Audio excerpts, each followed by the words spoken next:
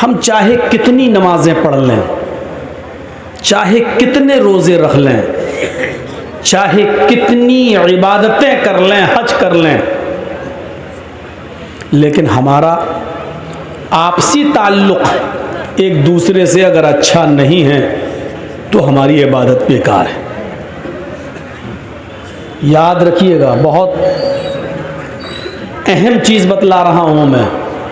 अल्लाह के रसूल सल्लल्लाहु अलैहि वसल्लम से एक सहाबी ने सवाल किया है कि हम जहाँ रहते हैं मेरे पड़ोस में दो औरतें हैं, एक औरत ऐसी है जो बहुत नमाज पढ़ती है, बहुत रोज़े रखती है, तहज्जुद भी पढ़ती है, उसकी कभी कोई नमाज कज़ा नहीं होती है, रोज़े भी रखती है, बहुत इबादत करती है, लेकिन समाज के लोगों के साथ, पड़ोसियों के साथ, गांव वालों के साथ, मोहल्ले वालों के साथ उसका अखलाक अच्छा नहीं है, तौर तरीक़ा अच्छा नहीं है, रहन सहन अच्छा नहीं है, लोग उससे खुश नहीं रहते हैं। तो अल्लाह के नबी सल्लल्लाहु अलैहि वसल्लम ने फ़ौरन ये नहीं देखा कि वो नमाज कितनी पढ़ती है, रोज़ा कितना रखती है, हज कितना करती है। नबी अकरम की ज़बान से फ़ौरन ये जुमला निकला, हिया फिन्नार, वो जहन्नमी है। कहाँ चली गई नमाज, कहाँ चले गए रोज़े, कहाँ चली गई तहज्जुद? पूछने वाला पूछ रहा है, अरे अल्लाह के नबी बहुत इबादत करती है, बहुत रोज़े रखती है, बहुत नमाजें पढ़ती है, तहज्जुद भी नहीं छोड़ती है, लेकिन इबादत गुजार तो बहुत बड़ी है, लेकिन मोहल्ले के लोग, समाज के लोग उससे खुश नहीं रहते हैं, यानी उसका अखलाक अच्छा नहीं है, उसकी ज़बान अच्छी नहीं है, लोगों से गुफ्तगू वो अच्छी नहीं करती है। अल्लाह के नबी से पूछना चाहा कि इस औरत की इबादत का क्या है, तो अल्लाह के नबी ने क्या कहा, हिया फिन्नार, वो दोज़ख में जाएगी, जहन्नम में जाएगी। कहा अल्लाह के रसूल एक और औरत रहती है हमारे बगल में, वो नमाज तो कम पढ़ती है, सिर्फ फ़र्ज़ पढ़ लेती है, नवाफिल का एहतिमाम ज़्यादा नहीं करती है, सिर्फ फ़र्ज़ रोज़े रमज़ान के रख लेती है और बकिया नफली रोज़े नहीं रखती है। वो बहुत इबादत गुजार नहीं है, जितनी इबादत करना है फ़र्ज़ है उतना ही बस वो करती है, मज़ीद उसको इबादत की तौफीक नहीं मिलती, तहज्जुद नहीं पढ़ती वो, लेकिन उसके पड़ोसी उससे खुश हैं, उसका गांव, समाज, मोहल्ला, बिरादरी उससे बहुत खुश है, वो लोगों के साथ मिलती बहुत अच्छी तरीके से है, उसकी ज़बान से किसी को तकलीफ़ नहीं होती है, उसके अखलाक, करैक्टर, स्वभाव बहुत अच्छा है। अल्लाह के नबी ने क्या फरमाया, हिया फिल जन्नह, वो जन्नत के अंदर जाएगी। यहाँ से मैं अपनी तकरीर की शुरुआत कर रहा हूँ। तमाम यूट्यूबर मौजूद हैं, रिकॉर्ड हो रही है, और आज की ये तकरीर मेरे अपने भी channel Jarjis Ansari official channel पर भी लाइव चल रही है। जो लोग सुन रहे हैं सुन सकते हैं, देख सकते हैं। तो मैं यहाँ से अपनी तकरीर की शुरुआत करता हूँ। जो लोग अपने जहन में ये बनाकर आए हैं कि मौलाना साहब वेदों के मंत्र पढ़ेंगे, गीता और रामायण के श्लोक सुनाएंगे, वो इस जलसे से जा सकते हैं। अगर वो सुनने आए हैं तो उनको खुली इजाज़त है कि वो जाएं। हमें अपनी आखिरत देखना है, पहले हमें अपना मुआशरा देखना है, अपना समाज देखना है। रहा वेदों के मंत्र, तो माफ़ कीजिएगा वो एक ज़िमनी चीज़ है, वो दूसरी चीज़ है। हमारे सामने गैर मुस्लिम बैठे नहीं हैं। जब कहीं हिंदू लोग जलसा कराते हैं या सर्व धर्म सम्मेलन होता है तो वहाँ वो चीज़ें बोली जाती हैं जहाँ ये बताना मकसद होता है कि इस्लाम ये कहता है और हिंदू धर्म ये कहता है। लेकिन मेरे सामने जो मुखातब हैं, मेरे सामने जो मौजूद लोग हैं, वो माफ़ कीजिएगा मुसलमान हैं, और मुसलमानों के सामने वेदों के मंत्र पढ़ना मैं इसको ज़्यादा मुनासिब नहीं समझता। ज़रूरत पड़ी तो देख लिया जाएगा, लेकिन ये जहन बनाकर अगर आप आए हैं तो अपने जहन से निकाल दीजिए। अब आप समझेंगे मेरी तकरीर। बेटा कहाँ जा रहे हो? सामने से उठा बैठी मत कीजिएगा, पेशाब लगे तो यहीं कर लीजिएगा, लेकिन उठा बैठी मत कीजिएगा। सबसे ज़्यादा डिस्टर्ब हमको यहाँ से होता है, इधर उधर से भागे कोई दिक्कत नहीं। पहले हम अपने ताल्लुकात और अपने मामलात देखें। अच्छा, ये तो कन्फर्म है कि हम और आप इस दुनिया में भेजे गए हैं तो अल्लाह की इबादत के लिए भेजे गए हैं, और ये भी कन्फर्म है कि हमारे बाप आदम को जिस जन्नत से निकाला गया था और माँ हव्वा को, हमें और आपको उसी जन्नत को दोबारा पाने के लिए यहाँ भेजा गया है कि उस मकाम को दोबारा हासिल कीजिए जिस मकाम से हमने तुम्हारे बाप आदम और तुम्हारी माँ हव्वा को निकाला था। तो ये कन्फर्म है कि हम और आप इस दुनिया में उस खोए हुए मकाम को दोबारा पाने के लिए और उसकी तैयारी करने के लिए इस दुनिया में आए। और हम नमाज पढ़ रहे हैं, रोज़े रख रहे हैं, इबादत कर रहे हैं, लेकिन हमारे आपसी ताल्लुकात आपस में अच्छे नहीं हैं तो हमारी इबादतें कबूल नहीं। अल्लामा हेसमी मजमा-उज़ ज़वाइद के अंदर एक रिवायत नकल करते हैं, कहते हैं कि क़यामत का दिन होगा, मैदान महशर सजी हुई होगी, लोगों का हिसाब किताब हो रहा होगा, नाम-ए-आमाल लोगों को उनके हाथ में दे दिए जाएंगे, नेक लोगों को उनके राइट हैंड में सीधे हाथ में, और बदकारों को, बुरे का अमल करने वालों को उनके लेफ्ट हैंड में यानी उनके उल्टे हाथ में नाम-ए-आमाल दे दिए जाएंगे। कुछ लोग खड़े होंगे, अभी उनको नाम-ए-आमाल नहीं मिले होंगे, ये तहज्जुद गुजार होंगे, नमाजें इनकी कभी नहीं छूटी होंगी, फजर की नमाज भी इनकी कभी तर्क नहीं हुई होगी, अजान से पहले ये मस्जिद में पहुंचने वाले लोग होंगे, हाजी होंगे, नमाजी होंगे, मौलवी होंगे, अभी इनको इनके हाथ में नाम-ए-आमाल नहीं मिला होगा, लेकिन इनको उम्मीद होगी हमने तो बड़ी नमाजें पढ़ी हैं, बड़े रोज़े रखे हैं, बड़ी इबादतें की हैं, फरिश्ता जब मुझे मेरे हाथ में नाम-ए-आमाल देगा तो दाहिने हाथ में नाम-ए-आमाल देगा।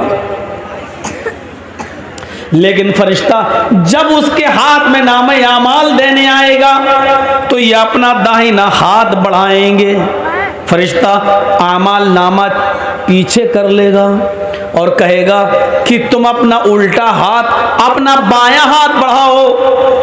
वो कहेंगे फरिश्तों से, क्या कह रहे हो, बायां हाथ?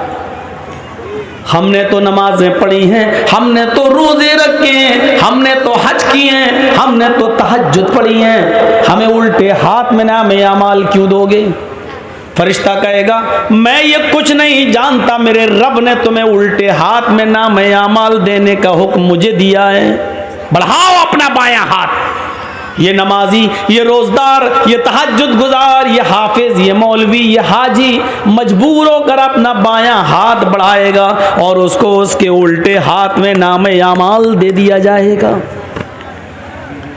अब ये बाएं हाथ में नाम-ए-आमाल पढ़ेगा, खोलेगा, देखेगा ये बुराई, ये बुराई, ये बुराई, ये बुराई, ये बुराई, हर वर्क पन्ना उलटता जाएगा, पेज उलटता जाएगा, उसमें बुराइयां ही बुराइयां लिखी होंगी, उसकी एक भी नमाज का जिक्र नहीं, एक भी रोजे का जिक्र नहीं, एक भी हज का जिक्र नहीं, एक भी तहज्जुद का जिक्र नहीं।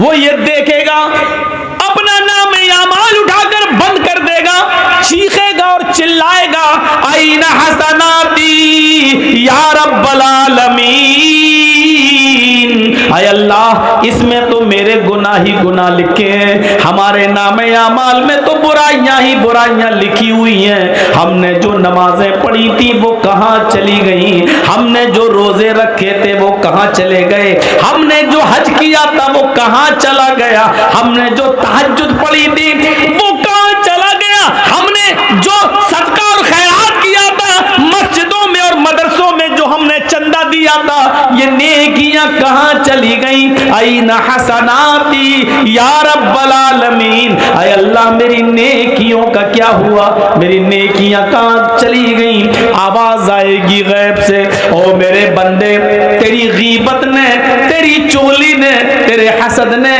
तेरे कीने ने, एक मुसलमान के खिलाफ तेरे दिल में जो नफरत थी, इस नफरत ने, इस हसद ने, इस गीबत ने, चुगली ने तेरी नेकियों को बर्बाद कर दिया, तेरी नेकियों को खत्म कर दिया। अब तेरे नामे अमाल में नेकियां नाम की कोई चीज नहीं रही। तू अपने मुसलमान भाई से जला करता था, हसद किया करता था, उसको परेशान किया करता था, उसके खिलाफ षड्यंत्र रचा करता था, पीठ के पीछे उसकी गीबत किया करता था। तेरी गीबत ने, चुगली ने, हसद ने, कीने ने, बुग़्ज़ ने, इनाद ने तेरी दुश्मनी को खत्म, तेरी नेकियों को खत्म कर दिया है। अब हमारे पास तेरे नामे अमाल में सिवाय गुनाहों की और कोई चीज नहीं। ये गीबत, ये चुगली, ये हसद, ये कीना, ये बुग़्ज़, ये इनाद, ये दुश्मनी, एक दूसरे से ये नफरत इतनी बुरी चीज है कि ये हमारी नमाजों को खत्म कर देती है, हमारे रोजे को बर्बाद कर देती है, हमारी इबादतों को चौपट कर देती है। हम नमाज पढ़ रहे हैं लेकिन बाहर निकल के आए अपने भाई की गीबत करते हैं, ये नमाज हमारी खत्म कर दी जाती है, सवाब से हमें महरूम कर दिया जाता है। ईमानदारी के साथ बताइए हमारे समाज में ये बुराई चल रही है कि नहीं चल रही है? ये आम हो चुका है या नहीं हो चुका? कुरान पढ़िए, इन्नमल मुअमिनून इख्वा फअस्लिहू बैना अखवैकुम। ये दो चीजें हो गई। पहले तो अल्लाह ने कहा इन्नमल मुअमिनून इख्वा, सब मुसलमान मोमिन आपस में भाई हैं। पहले एक रिश्ता जोड़ा, पहले अहमियत बताई। देखो, एक मुसलमान को दूसरे मुसलमान की इज्जत उसी तरह करना चाहिए जिस तरह वो अपने भाई की करता।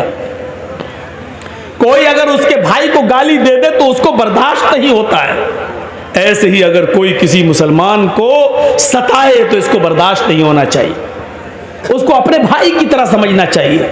पहले एक रिश्ता जोड़ा, इन्नमल मुअमिनून इख्वा, दुनिया के अंदर जहां भी मुसलमान है वो तुम्हारा भाई है। और फिर दूसरी चीज बताई, फअस्लिहू बैना अखवैकुम, जब तुम्हारे दो भाइयों के दरमियान किसी बात को लेकर तनाज़ा हो जाए, झगड़ा हो जाए, इख्तिलाफ हो जाए, किसी बात को लेकर मन मिटाव हो जाए, किसी बात को लेकर उन दोनों के दरमियान जुदाई हो जाए, तो ये गांव वालों की जिम्मेदारी है, ये समाज की जिम्मेदारी है, ये पूरी कौम की जिम्मेदारी है कि उन दो मुसलमान भाइयों के दरमियान उस लड़ाई को ज्यादा दिनों तक न रहने दें, बल्कि पूरा समाज मिलकर उन दोनों को मिला दे। फास्लिहू बैना अखवैकुम, समाज के लोगों को चाहिए कि उन दोनों की सुलह करा दें, उन दोनों को मिला दें। ये दूसरी चीज है। दो चीजों पर गौर करिएगा आज की तकरीर में। बस पहली चीज सब भाई हैं, और दूसरी चीज दो भाइयों के दरमियान, दो मुसलमानों के दरमियान, सिर्फ दो, यहां तो पूरा खानदान, पूरे खानदान से दुश्मनी मोल लिए हुए है। सिर्फ दो मुसलमानों के दरमियान अगर गांव में कोई लड़ाई है आपस में किसी बात को लेकर, और आपको मालूम है कि ये दोनों 1 साल से नहीं बोल रहे हैं, 2 साल से नहीं, तो ये पूरा समाज गुनाहगार होगा, पूरा गांव गुनाहगार होगा। पूरे गांव की और पूरे समाज की जिम्मेदारी ये बनती है कि उन दोनों के दरमियान सुलह करा दें।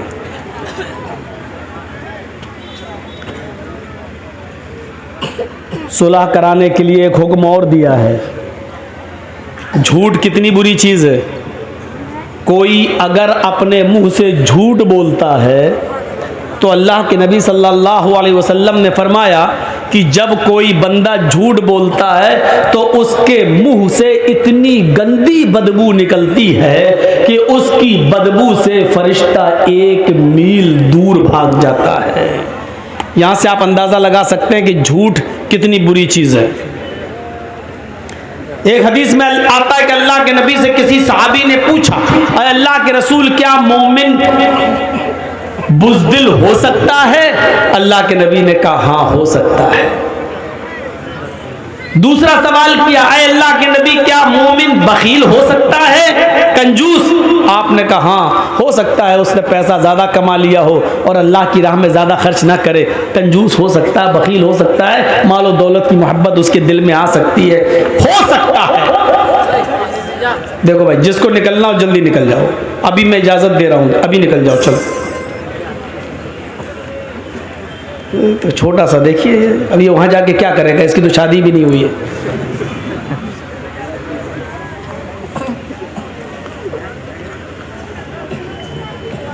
देखो भूल गया ना मैं, यही डिस्टर्ब होता है मुझे। तो मैं अर्ज ये कर रहा था कि वो झूठ कितना बुरा है कि अल्लाह के नबी ने कहा कि हाँ मोमिन बखील भी हो सकता है, मालो दौलत की मोहब्बत उसको आ सकती है, बुज़दिल भी हो सकता है, बखील भी हो सकता है। फिर पूछने वाले ने पूछा, अरे अल्लाह के रसूल, क्या मोमिन झूठा भी हो सकता है, क्या झूठ भी बोल सकता है? तो अल्लाह के रसूल ने क्लियर कर दिया, फरमाया वल्लाही अल मोमिन ला यकज़िब, अल्लाह की कसम झूठ बोलता हो वो मोमिन हो ही नहीं सकता। मोमिन और झूठ, मुसलमान और झूठ, ये दो अलग अलग चीजें हैं। मुसलमान और झूठ नहीं, मुसलमान में बुज़दिली आ सकती है, मैदान जंग में लड़ रहा है, काफिरों से लड़ रहा है, देखा ये बहुत ज्यादा भारी पड़ रहे हैं, नहीं हमें मार डालेंगे, पीठ फेरी, चुपचाप से भाग गए मैदान छोड़कर। हालांकि ये भी गुनाह है, नहीं भागना है मैदान जंग में से, चाहे मौत ही आ जाए, लेकिन पीठ दिखा के नहीं भागना, ये भी गुनाह है। लेकिन अल्लाह के रसूल ने कहा इसकी वजह से आपको ईमान से निकाला नहीं जाएगा, गुनाह है लेकिन मोमिन रहोगे, उसका गुनाह तुम्हें पड़ेगा। मालो दौलत की मोहब्बत है, साहब आपने 1000 कमाया, दे दो ना 100 रुपये आज मदरसे को, नहीं नहीं साहब 50 ले लो, नहीं, बखीली आ सकती है। मालो दौलत की मोहब्बत आपको घर कर सकती है, लेकिन इसकी वजह से आपको ईमान से खारिज नहीं किया जा सकता है, आप मोमिन रहेंगे। लेकिन फिर पूछा क्या मोमिन झूठा भी हो सकता है? तो अल्लाह के रसूल चौंक गए और यक बैक बोले, बैक वक्त नहीं, मोमिन के अंदर झूठ की सिफत पैदा नहीं हो सकती, जो झूठ बोले वो मोमिन नहीं। लेकिन यहां अल्लाह के नबी क्या कह रहे हैं, अगर दो मुसलमान आपस में लड़ जाएं और उन दोनों में 3 दिन से ज्यादा नफरत भर जाए, 3 दिन से ज्यादा वो गुफ्तगू नहीं कर रहे हो, तो समाज मोहल्ले के लोगों को चाहिए कि उनमें सुलह कराई जाए। अगर सुलह कराने में मेहनत कर रहे हैं और सुलह नहीं हो रही है, ये लोग आपस में एक नहीं हो रहे हैं, 1000 कोशिशें करने के बावजूद भी दो मुसलमान भाई आपस में एक नहीं हो रहे हैं, लेकिन आपको मालूम है कि झूठ अगर बोला जाए तो ये एक हो जाएंगे। अल्लाह के नबी यहाँ झूठ बोलने की इजाजत दे रहे हैं। क्या कह रहे हैं? लैसल कद्दाब अल्लज़ी युस्लिहु बैनन नास, उन दो मुसलमानों के दरमियान अगर सुलह कराने के लिए, उनको एक करने के लिए अगर तुम्हें झूठ का सहारा लेना पड़े तो बोल दो, तुम झूठ बोलकर उनको एक कर दो, तुम्हें गुनाहगार नहीं लिखा जाएगा, तुम्हें ईमान से खारिज करार नहीं दिया जाएगा। यानी दो मुसलमानों को एक करने के लिए झूठ बोलने की इजाजत दे दी गई।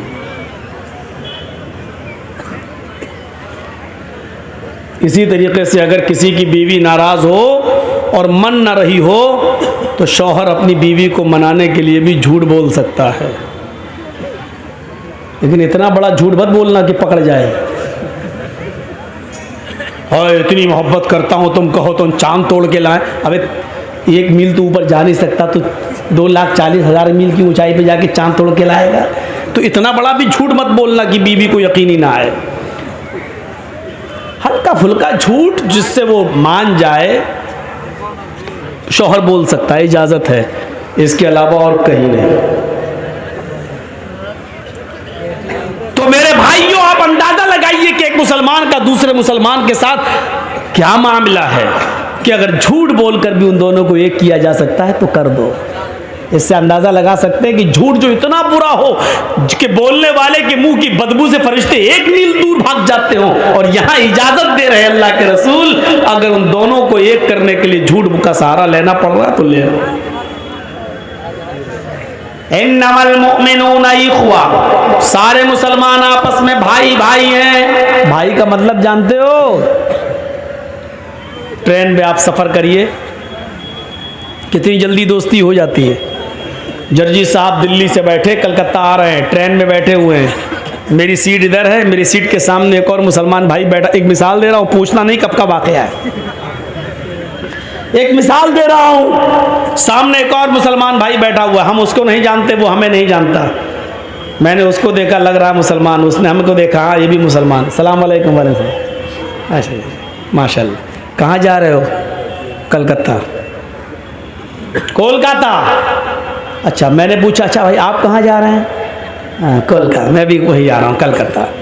थोड़ी और हमदर्दी बढ़ गई। अच्छा आपका नाम क्या है? जी जी जी मेरा नाम मोहम्मद असलम। आपका नाम क्या है? मेरा नाम मोहम्मद जर्जीस।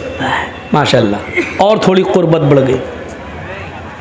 धीरे धीरे धीरे धीरे उसी ट्रेन में, अभी 24 घंटे का सफ़र है, तो 4 घंटे में ही इतनी मोहब्बत बढ़ गई कि आप चाय खरीद रहे हैं तो एक नहीं दो, एक मुझे पिला रहे हैं, एक आप। मैं कोई चीज़ खरीद रहा हूँ तो आपको दे रहा हूँ, एक आप एक मैं।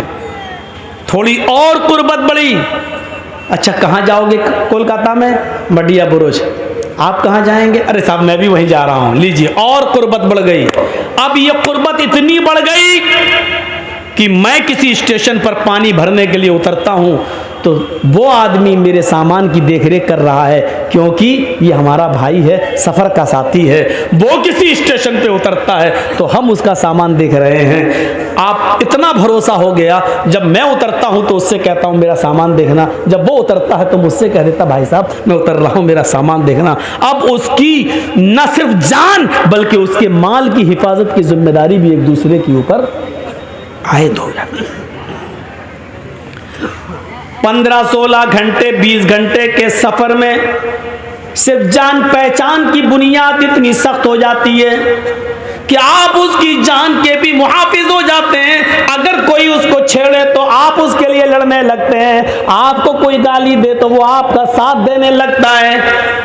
जब आप स्टेशन पे उतरते हैं तो आपके सामान की हिफाजत मैं करता हूं, मैं उतरता हूं तो आप मेरे सामान की हिफाजत करते हैं। 15, 16, 20 घंटे के सफर में जब तुम दोनों एक दूसरे की जान और एक दूसरे के माल के मुहाफिज बन गए, अल्लाह के नबी कहते हैं ये दुनिया भी एक सफर है, हम सब इस दुनिया में एक मुसाफिर की हैसियत से आए हुए हैं। इस दुनिया में हम सब सफर कर रहे हैं। ओ लोगों, चंद घंटों की मुलाकात में जब तुम एक दूसरे की जान के और माल के मुहाफिज रक्षक हो गए हो तो जिंदगी के सफर में भी एक इंसान का, एक मुसलमान का की जान और एक मुसलमान का माल दूसरे मुसलमान के ऊपर हराम है।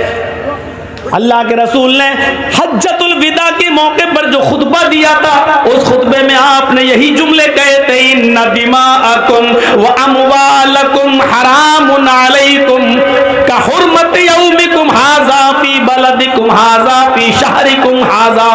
ये अल्लाह के नबी ने फरमाया, ओ लोगों, तुम्हारे खून और तुम्हारा माल एक दूसरे के ऊपर हराम है, तुम एक दूसरे को कत्ल न करो, एक दूसरे का माल नाजायज तरीके से न खाओ। ये अल्लाह के रसूल ने अपने आखिरी खुतबे के अंदर इन जुमलों को कहा था। कुरान भी हमें हुक्म दे रहा है, या अय्युहल्लज़ीना आमनू ला ताकुलू अमवालकुम बैनकुम बिल बातिल। ऐ ईमानो वालो, ऐ मुसलमानों, तुम आपस में एक दूसरे का माल नाजायज तरीके से मत खाओ।